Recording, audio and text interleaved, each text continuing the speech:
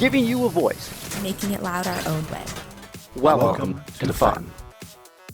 Hey FTC teams, championships may be canceled, but FTC Reveal Night is still on, where you can create a 2-minute hype video to show off your team to the first community. Last year, dozens of teams submitted their robot hype video and thousands watched live as they were showcased. The event will take place on Saturday, April 24th, and submissions are due by Sunday, April 18th. Find out more information at firstupdatesnow.com/FTC Reveal 2021 or at discord.gg/firstupdatesnow. You can also directly support Fun by joining Fun Nation. Click the join button, and just for a few bucks a month, you'll unlock special perks and directly support us so we can keep making great content.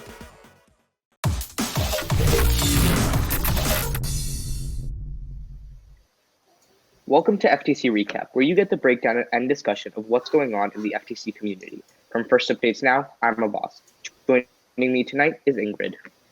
Joining us on the show today are Brooks, Shane, and Zach from Team 6323, the Pink Team. They have consistently been ranked in the top 10 in the world throughout the season, and we're 6th on our March top 25. If you have any questions for them, make sure to tag at First Updates Now in the chat. Okay, let's get on to our first headline. So the Maryland Tech Invitational actually posted an update for their application and, the information regarding the competition. So applications for MTI are open, and teams can apply to compete at the event. To apply, teams must submit one full remote match for their team, and the event is currently supposed to happen in person, but could switch to virtual depending on what the Johns Hopkins Applied Physics Laboratory says on the number of allowed people. Recently, the organizers announced some details for a hybrid MTI with virtual judging and physical matches, and it looks like it's going to take place from July 30th. August 1st. What do you guys think about this hybrid format? And, what do you think about the fact, based on what I've read, you would be competing against like a guaranteed set of 8 teams. And I think you would also choose alliances from those teams, but I'm not 100% sure about that second part. I would bet that you'd be choosing alliances from all of the different teams, because it sounds like you play with a group of teams and then you go and play with another group of teams, and you're always getting to switch out and stuff like that. So you get to do some strategy and you get to work with other teams and stuff. So I figure that you probably can do a team alliance all across the board. Yeah. So it'll be interesting having that social distancing concept. It'll be neat to look at and see if that's even feasible for other locations. But I do like that they are really trying to go forward with this. So that's really nice. Yeah. I think it's a really good idea on their part to release like the team schedules and the team matches a week or so early. So because, very, very few teams this season have had the experience of trying to coordinate autonomous with other teams. And now, especially with teams getting bounce backs or multiple rings and things like that, it's definitely going to be a very interesting challenge trying to figure out how you coordinate everything and, get all potentially, 13 rings scored. Yeah, for sure. It's been an interesting transition going from remote to live play in some regions. It's you can definitely tell which robots have thought about the change from remote to live play, and then which ones haven't. And the dead ringer is, how does autonomous look? Oh, it's nothing but chaos and running into each other. Good job. Yeah. Okay, so our next topic is talking about 8393 Brainstem. They had a really interesting remote match that scored a total of 572 points. And so looking at this, I think it's really interesting how they are using their the ring stack in autonomous and how they score those rings. So we've seen some different bots throughout the season that are able to use they shoot the 3 rings that are on board, and then they start using up the different ring starter stack. It's really interesting how they're doing it. So I think we're going to get to see a clip of that possibly. Oh, I put it in our chat. Oops. So anyways, they start off with shooting the first 3 rings into the high goal, and then they deliver their on bot wobble goal. And then as they're coming back, they're starting to take on the rings from the starter stack. And as they are taking those in, they shoot the first one before they get to that very last starter stack ring. So they're keeping in mind what they're controlling. And it's really interesting how they're able to do that. And they get all the rings shot in their autonomous. So they're definitely not wasting anything. And I really do enjoy seeing all these different kinds of strategies in their autonomous play on how to use that starter stack. So let's see, what else? Yeah, I think it's just crazy how Brainstem's Teleoff OPR right now is 395, and the fourth highest OPR is 397. I mean, I think this kind of domination isn't something that we've seen in recent years. Like last year, you had a couple of teams that could do 12 stacks and things like that. And then the year before, Kraken Pinion and Gluten Free were both really up there, but still there was two of them. And 3 years ago in Relic Recovery, you had all of these great teams that could do double Cypher, double Relic. But I mean, it seems this year Brainstem is just unmatched right now. And if you just watching this video, it's the top-down view of it. It almost looks like they're playing a game of Space Invaders, a little bit. And the nerd inside of me is just all giggles right now. So it looks like, if I counted correctly, it was 67 high goals in driver control period. 67. Yeah. What? Yeah. Okay, let's get on to our next headline. This is a video I saw a couple of days ago, and I think it's really cool. Team 10138 Newton Busters from Wilmette, Illinois, they posted a video of a completely autonomous teleoff. And, even though this isn't the first completely autonomous teleoff we've seen in FTC in the past couple of years, I just think it's really interesting and cool seeing how they post like the frames that their camera's analyzing throughout the match. And it shows like, this is the rings we're seeing, this is what we're outlining, and even for the wobble goals too. And what I just wonder is, how much faster could this be if they have multiple cameras on their bot? Because I'm pretty sure that is allowed. And so, I think they have the hardest part figured out with deciding how to path between the rings. Now it's just trying to detect them as quickly as possible. Pink Team, do you guys have anything you want to comment on this? Yeah, so super impressive. Like automated teleoff, that's pretty big. Like tracking rings and going to them, like that's pretty huge. I don't think that it's going to be as effective as driver controlled with maybe like some automation like auto aim, but right. Like it is super impressive that it's doing all of this on its own. I think if they added more cameras, it could even be possible to do some like faster analysis of getting those rings detected and such. But what if they put that in gameplay with other robots? Maybe finding a way to do some collision avoidance or something like that, or as the rings are moving around on the field due to other robots. That would be so innovative. So I think they're on the right track for something that's really unique. I hope that they can develop it even further. Awesome. You want to go into the next headline, Ingrid? Yeah. So coming up on April 24th at 7 p.m. Eastern is our FTC Reveal Night, where teams reveal their robot for the first time this season to the fun community. Video submissions can be sent in the Reveal Night submission form by April 18th. So we're looking forward to seeing these, and please make sure that your video is less than 2 minutes long. We hope to see you there. Awesome. Yeah, I know our reveal nights have always been really big, especially last year. We had a ton of teams submit videos, and it was just a really fantastic night. I'm really excited to see what teams will come up this year, especially with an extended season and all of those things. Okay, I think that's going to wrap up our headlines. Let's get into our next session called Let's Discuss That. So, joining us on the show. Okay, joining us on the show today are Brooks, Shane, and Zach from Team 6323, the Pink Team. And this team has just always been a powerhouse in the past 4 or 5 years. And, they've been consistently ranked in the top 10 in the world. They were number 6 in the March FTC top 25 poll. To start us off, do you guys want to introduce yourself, talk about your role on the team, how many members your team has in general, any of your sponsors and things like that? Because I know that part's super cool. Yeah, so I'll start off with what I do and some general team stuff. So I'm Brooks. I'm a host. You might know me if you watch, but I'm lead mechanical on the team, doing most of the CAD design, prototype work, robot stuff. I'm also base driver. So for FTC, we typically start off with a lot of people at the beginning who just have like the itch to do robotics, and then once FRC starts, a lot of members move to that because we are jointly an FRC team as well, 233, the Pink Team. Totally, maybe this year active members might be around 15, just because like a lot of people are doing COVID and stuff and can't come, and maybe about half of those do FTC consistently. Sure. Shane, And Shane, then you want to go? Brooks, yeah. All right. So I am mechanical. And I am Shane, tower I think you driver. might be muted. Oh, okay.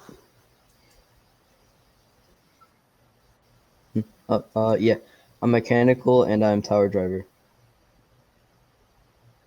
And I do electrical. I'm Zach. I'm the lead software. I keep a team of 2 on a tight leash, trying to get our autonomous done, and Teleoff trying to get auto aim and everything working well for our 2 drivers over there. Yeah. And to touch on the sponsor subject a little more, the logo, yes, NASA. So NASA's big sponsor of us. 2-3, the Pink Team has been a NASA house team for a long time now, and our FTC team, of course, reaps the benefits of having NASA as a sponsor and all the great mentors that come from there, because so many just have so much experience through that. So it's really great to be able to have them as a sponsor and be able to get some experience too. Yeah. Okay. So, Ingrid, you want to go on to the next question? Yes. So let's see. We have. Let's just jump right into your ultimate goal robot. So by far, it's one of the most successful robots in the world. So how did you come up with this design? And maybe talk about a little bit of the front intake and how you got your shooter to go so quick. Yeah, so at the very beginning, we basically had most ideas what teams came up with. Like, you probably want to go for the high goal. You probably don't want to put rings on the wobble goal, basic stuff like that. And then because rings come out from the front, we always kind of thought that, yeah, we probably want a same side shooter.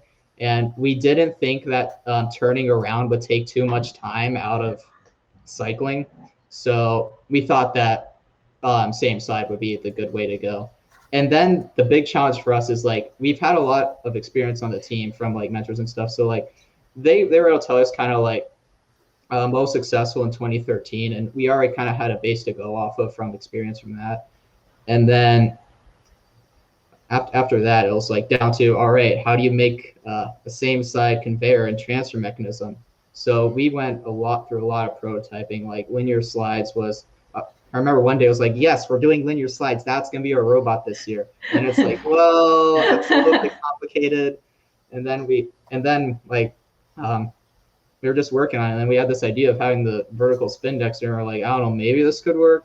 And so I just like 3D printed like a shell with like a AnyMark 4-inch compliant wheel on it, put power through, and it's like, hey, this works really well. And we just kept on refining. It's like, this just keeps on working. Let's stick with it. Yeah. Shane, you want to talk about intake maybe? Yeah. So, we got through some different designs of intake. So at first it was just a piece of go-to with some DICEM on it. And then afterwards we actually used pieces of silicone with like nubs on them. And then recently we've actually used Archimedes screw, and then just keeping one piece of silicone with a nub on it in the center, so then the rings can actually vector to the center. And then a few weeks ago we experimented with a vertical intake prototype. Didn't work out too well, but maybe we'll come back to it. Okay, and so, speaking of iterating, how has your ball evolved through the season? I know you guys just talked a little bit about your intake, but other than that, I mean, you guys have been really solid. I noticed some changes in shooter speed and things like that. But since meet one, we've seen a really consistent design throughout the whole season. And so what does your timeline look like for iteration? Yeah, so at the very beginning, like immediately going to prototyping, like day one, we were driving around and taking rings. Like we got it out quick. And around month 2, like the robot design was pretty much there. Like the panels, like holding the spin docks and everything, were always on the robot. It's just down to a lot of refining and minor changes, which is typically what we always do. We get one robot design and stick with it, see how much we can improve it. As far as like fast shooting, that was something big we did. What's funny is that originally designing it, we didn't know like the full capability that the spin dexter had, because what we were doing is just holding the 3 rings in the conveyor and then putting them up. But then like I'm seeing fast shooters and I'm like, how can we do that? Oh, you just store all 3 in the spin duxer, right? Because it's half a rotation to get them all out. Right. Even on like a 312 RPM motor, it's essentially instant. So we just put a servo at the top and it was like that. So a lot of iteration and just like sticking with the design. Sure. And what about your drivetrain? You know, I know a lot of or some successful teams, they've kept their drivetrain for just year after year. They use the exact same one. What about you guys? This seems like a really new, refined drivetrain. Yeah, so we've been pretty much exclusively 6-wheel drive up until Skystone, which we used like a bit of Strafer chassis. But we didn't have a lot of success with that actually, and so we went full custom this year. Did a lot of CAD iterations and got something that we like. Our team has just had a ton of drive issues, FRC as well, over the past year. So it's like, okay, if we throw this off the building, we should be worried about breaking the floor. Like we wanted this to be solid. Yeah, we stuck with it. That sounds dangerous. I hope it never falls on my foot. Good gosh. So how has COVID affected your building season and team this year? It sounds like you guys have really just powerhoused through a lot of this. So how has it affected you guys' build season this year? And have you been meeting to get all this work done? Zach or Shane, you want to touch on it? Yeah. So we've been meeting mainly with only the I guess like necessary people. So just like I don't know, maybe like 3 or 4 people for building the robot. And then we did that through the build season. And then of course we've taken COVID-19 safety precautions too. Oh, very good. Have you done any online meetings or anything like that to bring the group together, since you were only meeting with as needed personnel, like do a whole group meeting online? Yeah, so we've had some people on Discord that would be in a call during the meeting, and then we have meetings every Wednesday and Sunday on Zoom. All right, sounds good. Awesome. And you know, now that we've talked about your hardware a little bit, do you guys want to talk about some of your software? You know, I think I see some odometry pods there. So are you guys using odometry for localization, or are you using it as a supplement to something else? Do you have any driver controlled enhancements you want to talk about, or anything else you'd like to highlight? Yeah, so we use the Roadrunner odometry. We found it really easy to use and helpful. It's allowed us to do a bunch of things with the odometry pods. So I think we have a prototype of auto aim currently, and as you can see in our videos, our autonomous is working very well. We spent about 20 hours on the PID getting everything working, but now it'll spin in a square for a very long time without messing up. So that's very good. Nice. And are you guys using 3-wheel odometry or 2-wheel and the IMU, or? We have the 3-wheel odometry for autonomous, and then we use the gyro as well for the auto aiming. Oh, awesome. Okay. And then what about, like, you know, future steps in your code? I think we've seen teams now with like robo avatars and brainstormers, you know, going for bounce backs and autonomous, detecting them, and then some teams who just don't detect them, but you know, they get them consistently, and then they go there and get them and have time to come back and shoot. So do you guys have any plans like that you'd like to discuss, you know, coming up in the season? We definitely want to refine auto aim because if we ever do have in-person events, I'm not sure if that's been canceled or There's not. not going to be any. No in-person events. Well, Yeah. if there Well, were, MPI then might auto be. aiming would be a definitely must-have. But we still want to learn how to do it for for future years.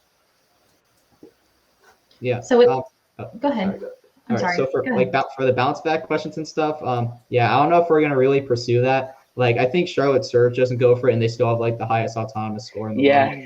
And so it's like consistency triumphs. So that we're just gonna keep refining and make sure, like, even on a bad day, it works. Just on the basic level. I was talking to Charlotte Surge about their autonomous a day or two ago, and what they do is they've been hitting 2 power shots with 1 ring really consistently because of how much their shooter curves, which is, I think, a little harder for, like, you know, some teams to change that at this point of the season.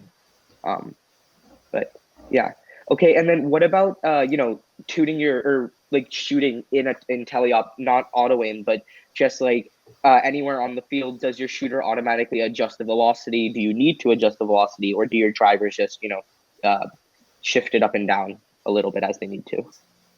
As of right now, our drivers generally shoot in the same spot, as you can see in the videos. So we don't have much adjustments for them, but that was definitely on our docket for auto aiming in the future. But currently, we just have a set PD for the shooter velocity.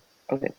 Oh, and another thing I just remembered, I know you guys had sticks on your bot, I think for Meet 4. I know you at least released a practice with them. And now for Meet 5, I didn't see them. Was there, what was the reasoning behind removing them? Or do you have anything better? Yes. Go ahead, James. Okay. Yeah, so we found that we can actually block the same amount of rings, and so like the same amount of consistency without the stick. So removing the stick made sure that there was less weight, and it also allowed us to what was it? But yeah, it also like had like less risk because then we couldn't block another ring if we already had 3 in the robot. Sure. I also just felt clumsy driving, like this giant thing around the robot. And Yeah. when you're aiming from different positions, there's a risk that goes over the line. So it just feels a lot more set just to have a solid robot. Right. Of course. And, is there anything else you guys want to talk about your robot? Where can teams contact you if they have any more questions? And also, are you guys planning on applying for MTI, or have you not made a decision about that yet?